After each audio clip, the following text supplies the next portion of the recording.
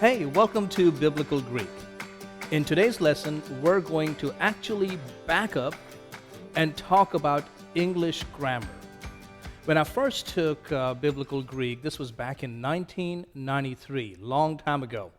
I sat in that Intro to Biblical Languages class, this was in college, and I realized very quickly that it was way above my level.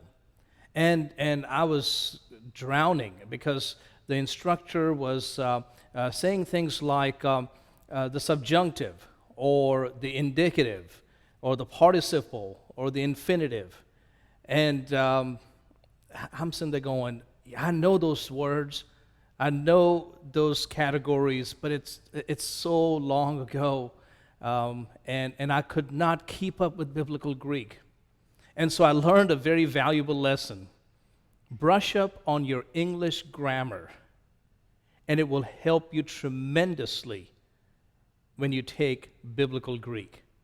And so the textbook that we're going to be using most of the time is Learn to Read New Testament Greek, 3rd edition by David Allen Black.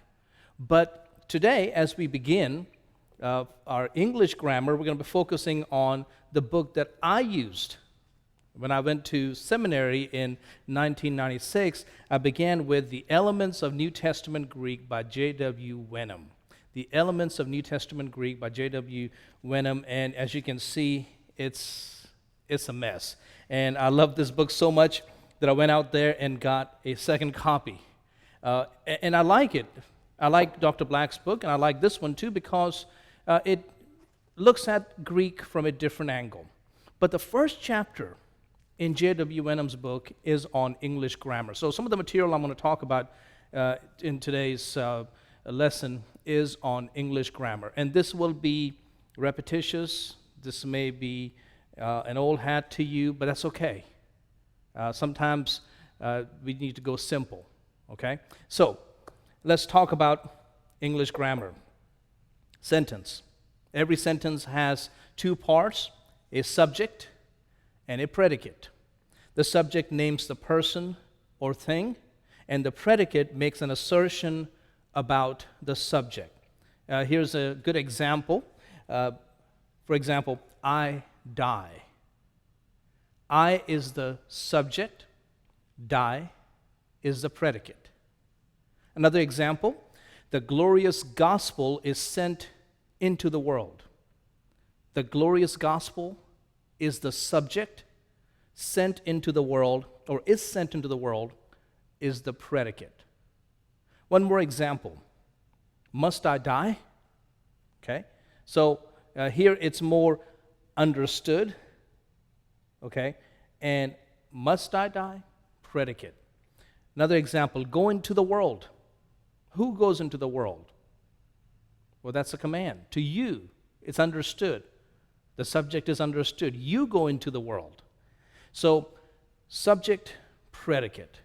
Those are the basic categories, and you're going to hear that again and again when we talk about different parts of speech in Greek grammar. So keep that in mind. Parts of speech. Again, we're going back to elementary school. Noun. What is a noun? Noun is a name of a person, place, thing, idea. For example, John. It's a name. It's a noun. Brother. Again, it's a noun. Atlanta, a place. Noun. Love, anger, hate, fear. So these are nouns. And I think we all know that. Pronoun, a word used instead of a noun. So you have I, you, they, them, him, who. These are all pronouns used instead of the noun. I think we should know that very well. Adjective. What is an adjective? An adjective is a word joined to a noun that qualifies its meaning. An adjective is a word joined to a noun that qualifies its meaning. For example, good, good boy, or a beautiful day, beautiful. Another one, many, many things, or many kids. Many is an adjective, qualifies the noun kids. Verb. We know what a verb is. Verb is a doing word. For example, I write, right? Do you see? Depart. Just one word, but it's a verb.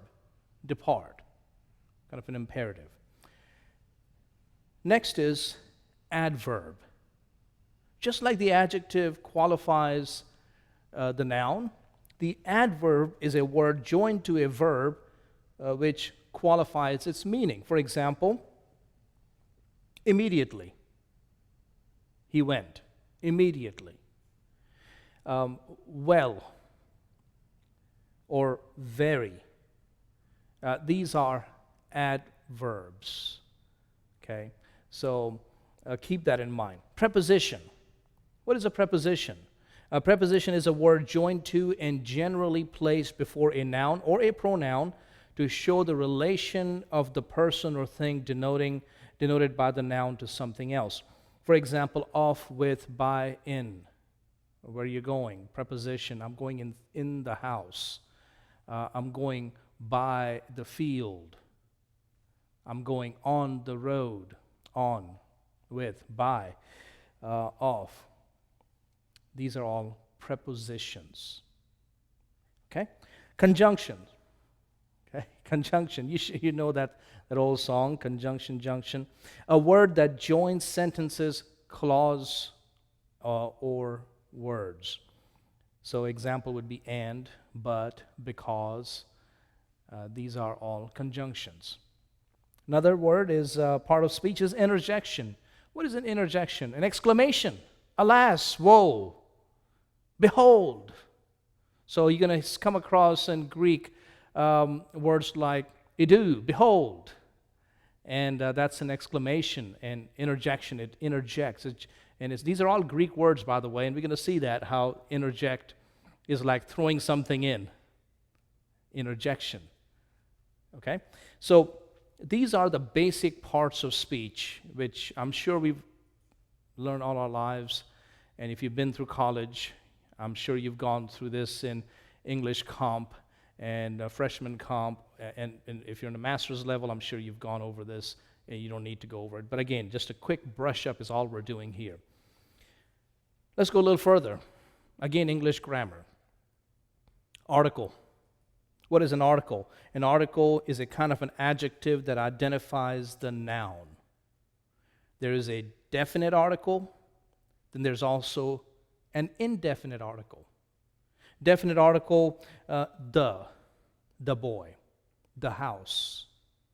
Definite article. Indefinite article is a or an, a house. Now, in Greek, you don't have to worry about the indefinite article, just a definite article. And in a few lessons from now, we will be talking about that, the paradigm of the definite article. You need to memorize it. And so keep that in mind. Greek does not have an indefinite article, just a definite. Inflection. Now we're getting a little step further. I know you were thinking, why are we talking about noun and pronoun and adjectives and adverbs? I know all this stuff. Right, it's just to begin somewhere. We had to begin somewhere. But now, inflection. English has inflection. What is an inflection? Nouns, pronouns, adjectives, verbs, and some adverbs, they go through a change. The stem. Okay, so I'm going to write the word down over here. The stem. Every word has a stem. Like, for example, the word unconditional, condition, right? There's a stem. It can take a prefix, un, or it can take a suffix, unconditional. So you can have pre or suffix depending on which word we're talking about. And this whole science is called morphology. And it's going to become very important when we start looking at the conjugation of the verbs. We start looking at the different cases, and it becomes very critical to know how that word is being inflected, because then you can tell which number it is, what gender it is, what case is it. depending on the noun. So the change because of number, the inflection because of number. Take, for example, the English example, heart. Heart is singular. Add an S to it, and it becomes hearts, plural. It was inflected, and it becomes plural. The word child, singular.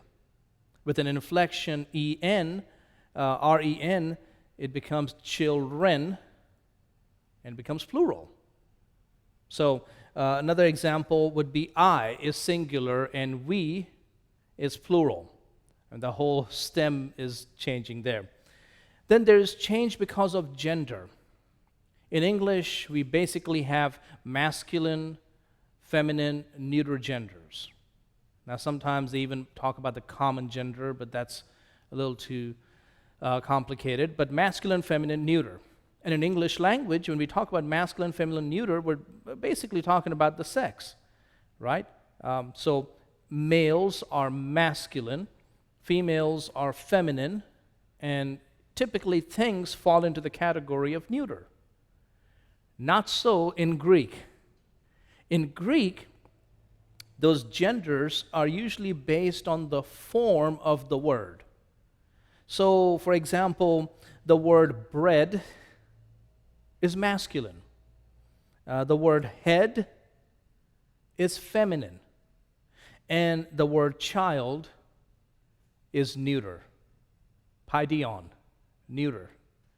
So just be aware of these kind of things. Inflections because of number, inflection because of gender, but then there's also inflection because of cases.